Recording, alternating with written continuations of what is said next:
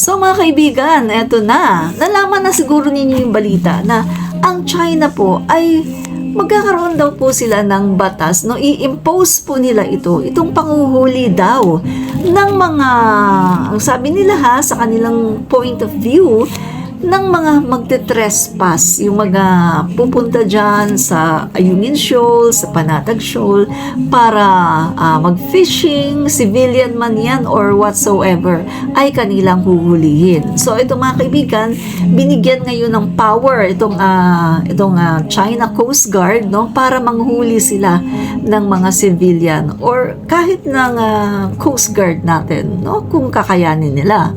So ito po mga kaibigan ay kanilang ipapatupad daw sa June 15. At sabi nga ng ating Pangulo, hindi ito katanggap-tanggap. Dahil, nga naman, bakit mo kami huhulihin sa loob mismo ng aming bakuran? So dito mga kaibigan, no, PCG Commandant Admiral Ronnie Hill Gavan made this proposal as he noted that the agency will also intensify its deployment. Ano ba itong proposal na ito mga kaibigan? Ito yung paghihimok po sa paghihikayat po mga kaibigan natin, no, na ang United States and Japan mga kaibigan ay magpatrolya na rin ang kanilang mga Coast Guard dyan sa ating mga karagatan na inaangkin ng China. Nang sa ganun mga kaibigan ay matulungan din po ang ating Philippine Coast Guard para po sa pag-guard ng ating teritoryo, ng ating soberanya, ng ating karagatan dyan sa West Philippine Sea. At the same time po, ay para mabantayan din ang ating mga mangingisda. Dahil alam naman natin, yung mga mangingisda natin, matatapang yan kahit sabihin po ng China, ay bawal dito, hindi na kayo pwede dito mangisda. Pero mga kaibigan, kita nyo naman, mangingisda pa rin talaga ang ating mga fisherman dahil yan po talaga ang kanilang kabuhayan, no? So for how many decades mga kaibigan, yan po talaga ang fishing ground ng ating mga fisherman, no? So hindi po nila mapipigilan ang mga Filipino. In fact mga kaibigan, may isang Filipino pa nga na nagpahabol gamit ang kanyang maliit na bangkang dimotor, ay nagpahabol po siya sa mas malaking barko ng China Coast Guard. 2 barko mahabol sa kanya at wala pong nagawa yung mga barko ng China na 2 barko na mas malaki. Wala po silang nagawa dahil hindi po nila kinaya ang bilis po ng ating fisherman at ng kanyang bangkang dimotor, no? So ganyan po ang mga Pilipino mga kaibigan, hindi po tayo nagpapatinag. At sa lahat po ng mga dumarating sa atin na mga krisis, mga bagyo ng buhay, hindi po nagpapatinag ang Filipino. Matatapang po tayo at talagang matatag, no? Subok na po yan mga kaibigan. Sabi nga ng ating Pangulo Bongbong Marcos, subok na ang katatagan, katapangan ng mga Filipino since World War II, mga kaibigan, no? At marami pang mga battles ang ating dinaanan na talaga namang side by side, back to back with the Americans, ay talagang tayo ay nagtagumpay, di ba?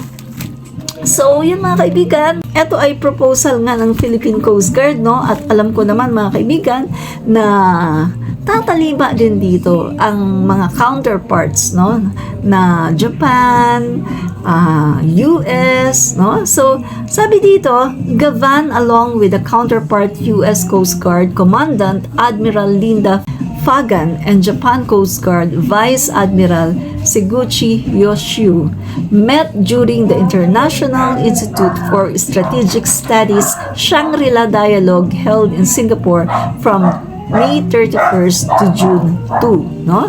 So, ayan yung mga kaibigan, no? The PCG intends to send ships further out in coordination with other agencies to secure our Filipino fishermen. Gavan was quoted as saying in the PCG statement in Tuesday, no? So, sabi po dito, I'd like to propose greater deployment in the high seas, he also said. PCG said that the U.S. Coast Guard will deploy personnel from the North Pacific Coast Guard to support the Philippine Coast Guard in upholding its sovereign rights in the West Philippine Sea, while the Japan Coast Guard proposed conducting more personnel exchange with PCG. So napakaganda mo ito mga kaibigan dahil marami tayong mga allies at yung mga allies natin ay tutulong sa atin.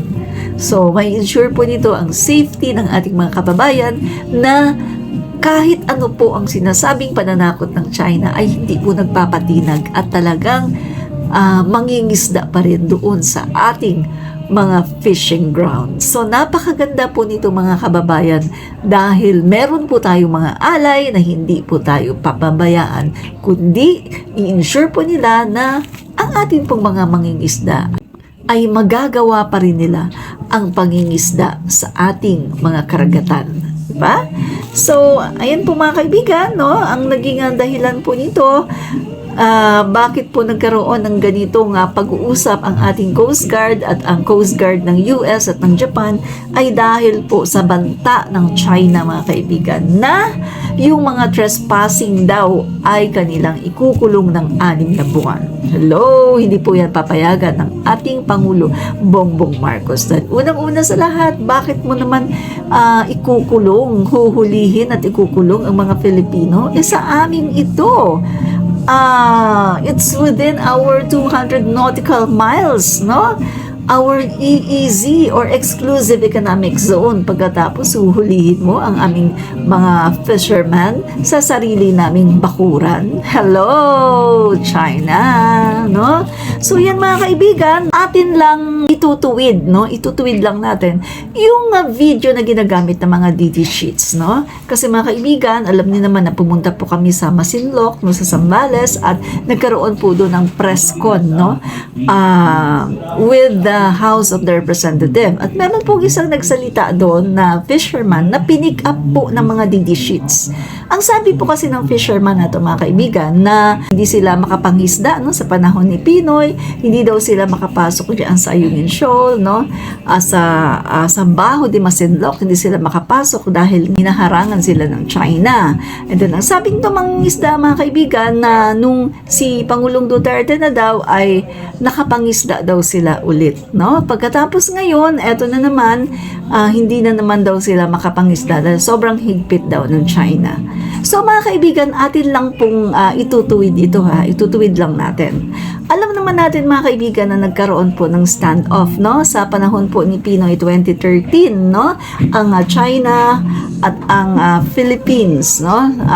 Mga barko natin nagkaroon ng standoff. And then nagkaroon po ng problema dyan dahil si Pinoy nga po ay lumalaban dahil ayaw po niya yung sa ginagawa ng China. So ginawa niya, naghain po siya ng demanda. 2016, no? Kinatigan po tayo ng arbitrary, no? Naglabas po ng arbitral ruling na tayo nga po ang merong karapatan diyan sa West Philippine Sea, diyan sa inaangkin ng China. So, ngayon po mga kaibigan, dahil po doon sa ginawa nga ni Pinoy na pagdidemanda, no, sa China, mas lalo po naging mahigpit, no, ang China at mas lalo po talagang kinatawan. During the time mga kaibigan, hindi naman po ganun ganda ang naging relationship, no, ng US at ng Philippines, no, during the time of Pinoy. Kasi si Barack Obama during the time mga kaibigan ay nag-issue pa siya ng statement na kapag may nangyari daw dyan sa West Philippine Sea ay hindi naman daw tutulong, no, hindi tayo maipagtatanggol ng Amerika. Ganun po yung yung inisyo na statement noon ni Barack Obama.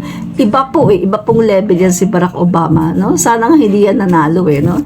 So, yun po, no? Kaya, during that time, mga kaibigan, hindi po ganun kaganda, no? Yung relasyon ng Amerika at ng Philippines. Kasi, mismo ang presidente ng Amerika ay nagsabi na kapag may nangyari dyan na kung ano man ang nangyari dyan, hindi tayo maipagtatanggol, no? Unlike po ngayon mga kaibigan, sa panahon po ni PBBM na meron pong assurance, no, ang Amerika na ipagtatanggol ang Pilipinas at may invoke yung ating Mutual Defense Treaty just in case na may mangyaring pag-atake sa land or sa dagat man, no?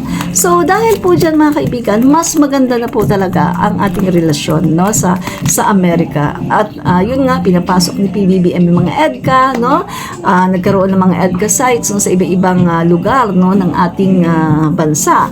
And then mga kaibigan, si PBBM ay nakakuha pa ng simpatya at ng mga allies, no, mga malalaking countries, no. So ngayon po mga kaibigan, mas maganda po ang ating stand ngayon pagdating po sa defense, dahil yung ating pong mga kakampi, mga kaibigan, mga allies ay talagang nagsasabi na talagang susuporta talaga sila, no? Committed po sila mga kaibigan, kasi nakikita na rin po nila yung problema, hindi lang ito problema ng Pilipinas or ng mga kapitbahay natin sa Asia, kundi problema po ito ng buong mundo, dahil 60%, 50 or 60% ng world trade ay dumadaan po dyan sa South China Sea, na kung saan nandyan din po, no, yung West Philippine Sea. Kaya mga kaibigan, no, buong mundo na po ang talagang merong concern dito. So mas gumaganda ngayon mga kaibigan ang stand ng Pilipinas, kasi dahil din naman ito sa ating Pangulo kasi tuwing may trip po ang ating Pangulo ay talaga pong nagsasalita siya, no, sa international community at pinapaintindi niya sa iba-ibang mga bansa na hey, hindi lang namin to problema nyo rin to, dahil kapag ito naangkin ito ng China at mawawala dito yung freedom of navigation. Parang ganun mga kaibigan ang gustong ipaalam ng ating Pangulo. Mawawala yung freedom of navigation dito kapag yan ay talagang inangkin ng China. Kasi di ba alam naman natin na ginagawa ng China, di ba, pinapalayas kapag may mga barko sila na nasasagap ng kanilang radar, diraradyohan kahit nga yung mga airplane, helicopter, kapag meron silang nasasagap sa kanilang radar, niraradyohan, pinapalayas, di ba? Oh, this is China territory, umalis kayo, ganyan, di ba? So, mawawala talaga yung tinatawag na freedom of navigation. At concern dyan, ang maraming mga bansa, lalong-lalo na ang Amerika, ang Japan, ngayon ang France, Italy, Australia, South Korea, and marami pa pong iba, no? Kaya mga kaibigan, lalo pong lumalakas ang loob ng ating Pangulo dahil hindi po tayo nag-iisa, marami po tayong mga kaalyado. At ang mga loob naman ng mga Pilipino lumalakas din dahil meron tayong Pangulo na talagang naninindigan na ipagtanggol natin ang ating karapatan sa West Philippine Sea. Kaya naman nakikita niyo lumalakas din ang loob ng ating mga Philippine Coast Guard, Navy, at ng ating mga opisyales ng gobyerno, lumalakas din ang loob. Tama talaga yung sinabi ng isang political analyst na kapag matapang ang Pangulo, tumatapang din ang mga cabinet members, tumatapang din ang mga secretaries at tumatapang din ang mga sibilyan, ang mga mamamayan, no? So mga kaibigan, hanggang sa muli, Admin Rich po ito, nagsasabing fight fake news, expose the truth, and in order for us to fight fake news, we have to expose the truth. Ay, o nga pala mga kaibigan, no? Bago ako umalis, gusto ko lang pagtawanan ito. Pagtatawanan ko lang yung rally ng mautog, no? Mautog diyan sa New York. Kasi mga kaibigan, napaka-kasinungalingan pala talaga yung rally na yan. Alam niyo kung bakit? Mga kaibigan, meron naman palang event dyan, no, sa New York. Pagkatapos, nakisabay lang pala itong mga mautog na nagrally dyan, nakisabay lang pala. Para kunwari, madami sila. But in reality, kaunti lang talaga sila, mga kaibigan, no? So, mahilig po sila sa kasinungalingan. Hindi po katulad ng mga Marcos supporters and Marcos loyalists. Very truthful po tayo, mga kaibigan, di ba? Hindi po tayo nagsinungaling na, marami kaming ganito. Ay, marami kami. Pagkatapos edit ng mga pictures. Mga kaibigan, gawain po talaga yan ng mga DD sheet. Sobrang masyado silang sinungaling, mga kaibigan. At nahuli pa sa video, yung kanilang mga bayaran, no? Yung pagbabayad nila, no? Pila-pila yung mga tao na umattend pagkatapos may binibigay, mga kaibigan. No? Flex ko po sa inyo kay Go Philippines, mga kaibigan. Pinakita po niya doon sa kanyang live yung video na kung saan ang tagal po yung mga tao talagang kumukumpul, pagkatapos nagpipila-pila, pagkatapos merong inaabot sa kanila, no? So yan po, pera po talaga, ang daming pera na mga mautog, no? Biro mo, nagrarally kahit saan nakakapunta, may mga pamasahe, mga pambili ng plane ticket, di ba? So alam mo na kung bakit, di ba? Ang dami kasi nilang nahamig nung sila ang nakaupo sa Malacanang, di ba? So, mga kaibigan, Admin Rich po ito. Bye-bye po. Panoorin niyo na lang po si Go Philippines at makikita niyo po doon yung sinasabi ko na bayaran. So, hindi po truthful ang mga maisog, no, doon sa kanilang rally sa New York. Hindi po ito successful, no? Paano magiging successful ang isang rally na binayaran mo lang yung mga pumunta dyan? Hindi po yan successful. Successful po ang isang rally kahit kaunti, basta organic at wala pong bayaran. Yun lang yun. Bye!